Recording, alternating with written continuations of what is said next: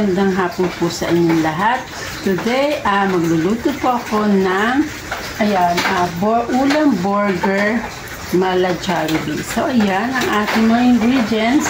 So, samahan niyo po ako, mag-umpisa na po tayo. CDO ulam burger. Meron tayong garlic, mushroom, onion, olive oil, at saka quick and easy gravy mix, magic syrup, ang ating paminta. So, ayan. Mag-start na muna tayong magprito ng ating burger steak. Burger.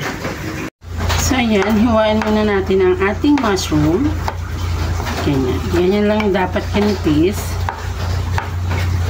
Ganyan. Kasi whole po yung nabili na na mushroom. Kaya yan, slice muna natin ng maninipis. Easy lang po ang pagluto ng ulam burger ala Jollibee.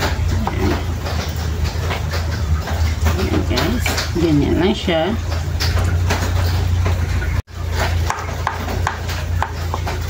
Ayan. Sarap paghiwa nito kasi napakalambot niya. Napakalambot hiwain. Ayan.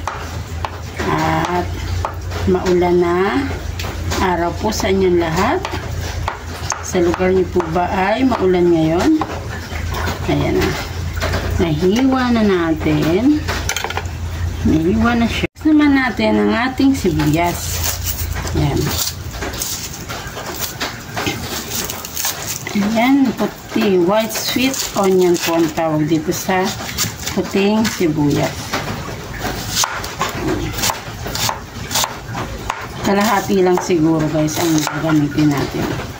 Kasi mga kids ang kakain. So, mga kids kasi parang ayaw nila sa mga ganito, sa mga garlic or onions.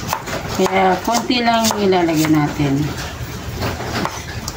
Papatikimin natin ang ating bisitang Australiano.